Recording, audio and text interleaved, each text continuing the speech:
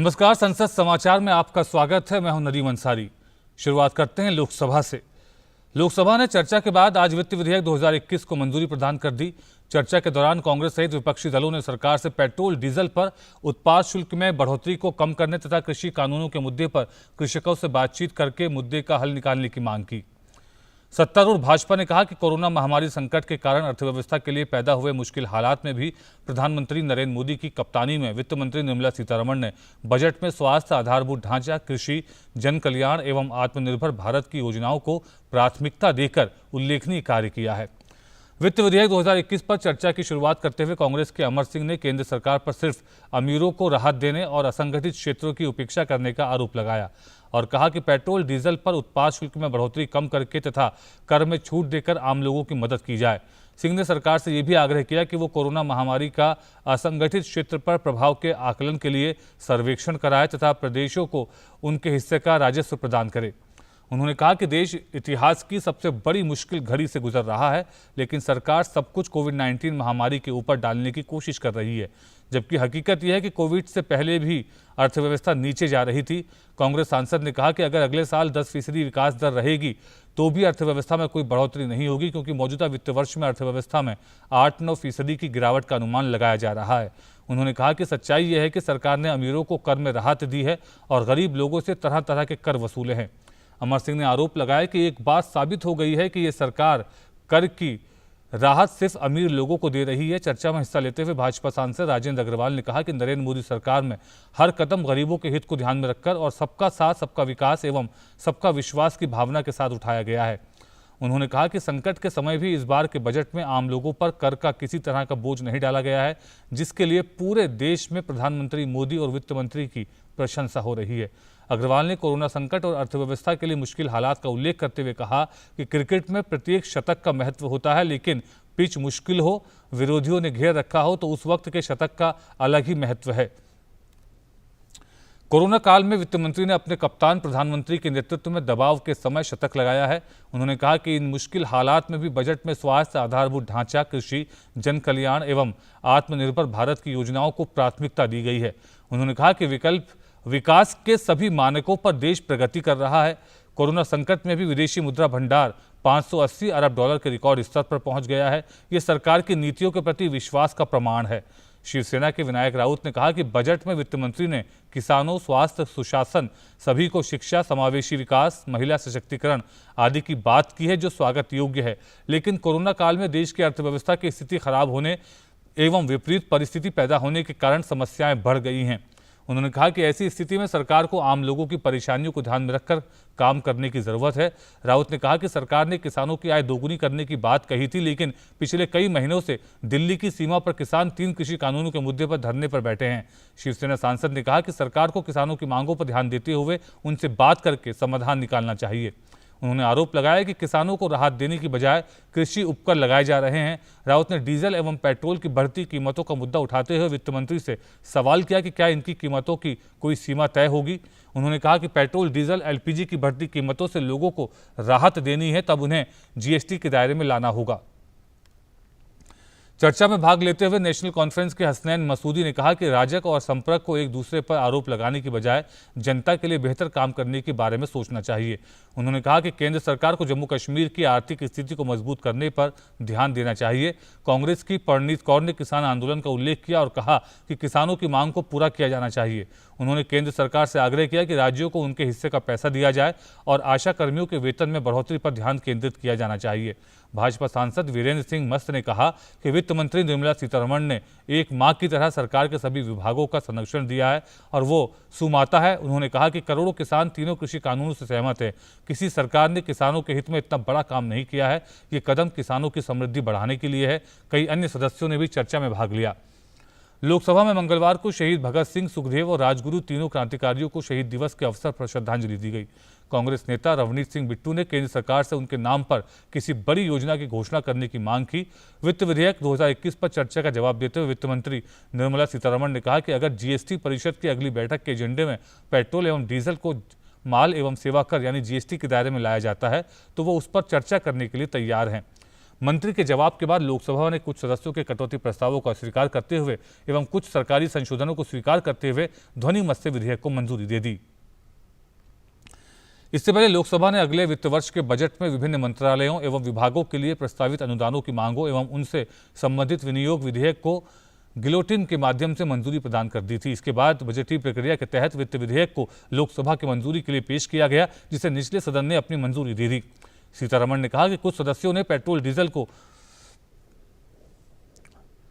GST के दायरे में लाने की बात कही है। इस बारे में यह समझना जरूरी है कि ईंधन पर राज्य भी कर लगाते हैं, केवल केंद्र सरकार ही कर नहीं लगाती। उन्होंने कहा कि जब केंद्र सरकार ईंधन पर कर लगाती है तब इसका एक हिस्सा राज्यों को भी मिलता है। वित्त मंत्री ने कहा कि चर्चा के दौरान सांसदों ने इस विषय पर चिंता व्यक्त की है और इसे जीएसटी के दायरे में लाने की बात कही है। अगर राज्य सरकार इस चर्चा को देख रहे हो तो वो जीएसटी परिषद की अगली बैठक में इस विषय को एजेंडे में लाएं। उन्होंने कहा कि अगर जीएसटी परिषद की अगली बैठक के एजेंडे में पेट्रोल एवं डीजल को माल एवं सेवा कर जीएसटी के दायरे में लाया जाता है तब सरकार उस पर चर्चा करने के लिए तैयार है।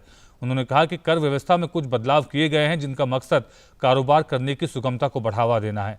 सीतारमण ने कहा कि बीमा संशोधन विधेयक का एलआईसी से कोई लेना देना नहीं है, ये विधेयक बीमा क्षेत्र से जुड़ा हुआ है। और अब खबर राज्यसभा से।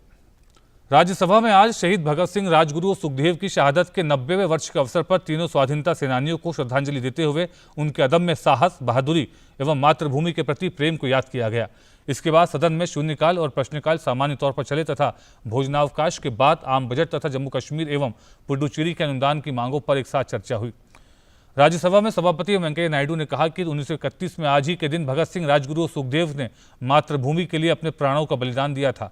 इसके बाद सदस्यों ने इन शहीदों के सम्मान में अपने स्थानों पर कुछ पल खड़े होकर मौन रखा।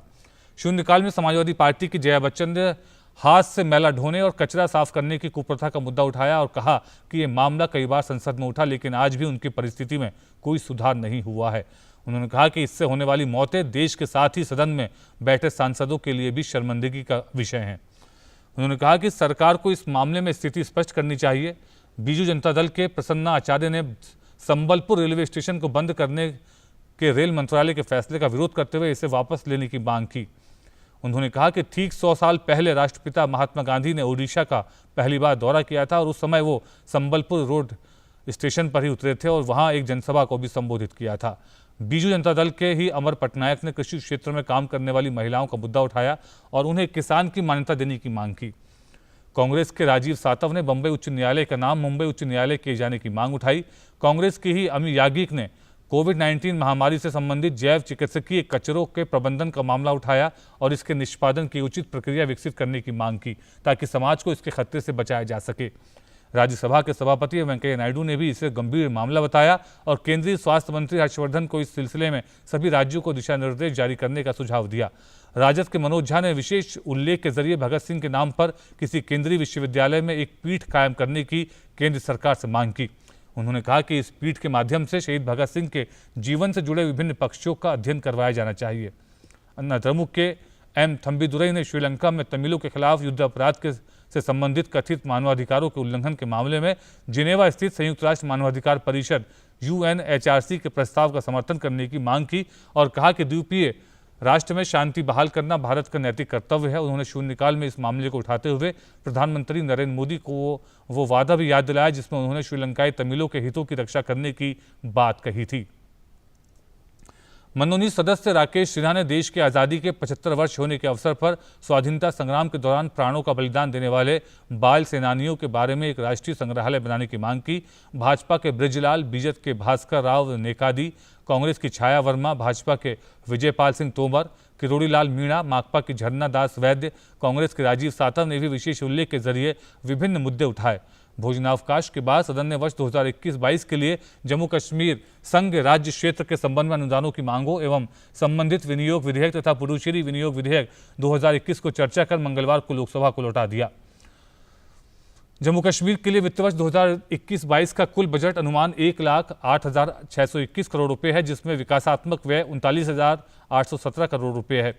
इन विधेयकों पर उच्च सदन में हुई चर्चा का जवाब देते हुए वित्त राज्य मंत्री अनुराग ठाकुर ने कहा कि जम्मू कश्मीर के लिए आज़ादी के बाद किए गए कुछ निर्णय वहां के लिए नुकसानदायक साबित हुए।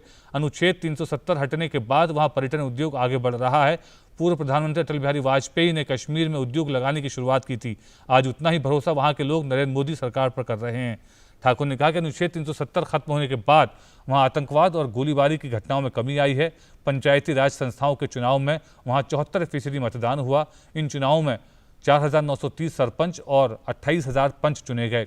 पहले वहां प्रतिनिधि केवल 3 परिवारों तक सीमित थे, लेकिन आज स्थिति बदल गई है। वहां युवाओं को रोजगार देने के प्रयास किए जा रहे हैं। कुल 3,000 पद अब तक भरे जा चुके हैं।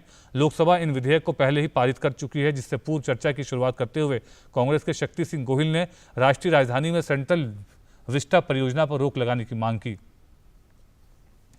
गोहिल ने कहा कि बजट लोक कल्याण के लिए होता है और वो चुनावी भाषण नहीं होता। उन्होंने आरोप लगाया कि विनियोग विधेयक में चुनावी राज्यों पर ध्यान केंद्रित किया गया है और उन्हें लॉलीपॉप देने के जतन किए गए हैं। जम्मू एवं कश्मीर विनियोग विधेयक पर अपनी बात रखते हुए गोहिल ने वहां से अनुच्छेद 370 हटाने का उल्लेख किया और पोरस के एक कथन का हवाला देते हुए कहा कि ताकत के बल पर किसी क्षेत्र पर कब्जा तो किया जा सकता है, लेकिन वहां के लोगों का दिल जीते बगैर वहां शासन नहीं किया जा सकता। चर्चा में हिस्सा लेते हुए भाजपा के सुधांशु त्रिवेदी ने कहा कि कोरोना महामारी के बावजूद देश में कृषि उत्पादन में वृद्धि हुई है और मनरेगा जैसी योजनाओं का कोष बढ़ाया गया है। उन्होंने कांग्रेस सदस्यों पर पलटवार करते हुए कहा कि यदि सकारात्मक नजरिए से देखा जाए तो इस बजट में बहुत कुछ नजर आएगा। बीजेपी के प्रशांत नंदा ने विधेयक का समर्थन करते हुए कहा कि राज्य आपदा मोचन बल के लिए केंद्र और राज्य की भागीदारी का प्रतिशत 14वें वित्त आयोग के मुताबिक 90-10 होना चाहिए, लेकिन केंद्र ने संशोधन के साथ आयोग की सिफारिशें लागू की, जिसके बाद यह अनुपात 75-25 बना हुआ है। टीआरएस के जोगिनीपल्ली संतोष कुमार ने कहा कि कोविड-19 महामारी को देखते हुए मनरेगा के तहत अतिरिक्त रोजगार सृजन तथा मुफ्त राशन वितरण पर विचार किया जाना चाहिए। उन्होंने कहा कि ऐसा होने पर आम लोगों को बहुत राहत मिल सकेगी।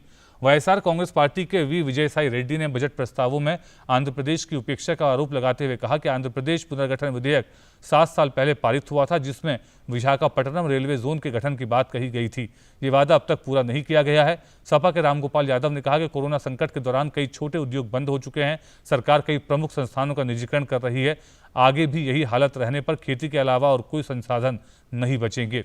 चर्चा में राजद के प्रोफेसर मनोज कुमार झा, तिरिपा के कनक मेदला, रविंद्र कुमार, भाजपा के डॉक्टर अशोक वाजपेयी, संजय सेठ, श्वेत मलिक, कांग्रेस के सैयद नासिर हुसैन और आम आदमी पार्टी के नारायण दास गुप्ता ने हिस्सा लिया। सदन में इसके बाद राष्ट्रीय राजधानी राज्य क्षेत्र शासन संशोधन विधेयक 2021 पर चर्चा शुरू होनी थी, किंतु कांग्रेस और आम आदमी पार्टी आप के सदस्यों ने विरोध करते हुए हंगामा किया, जिससे सदन की कार्रवाई बाधित हुई और 3 बार के स्थगन के बाद बैठक शाम 6:10 तक के लिए स्थगित कर दी गई।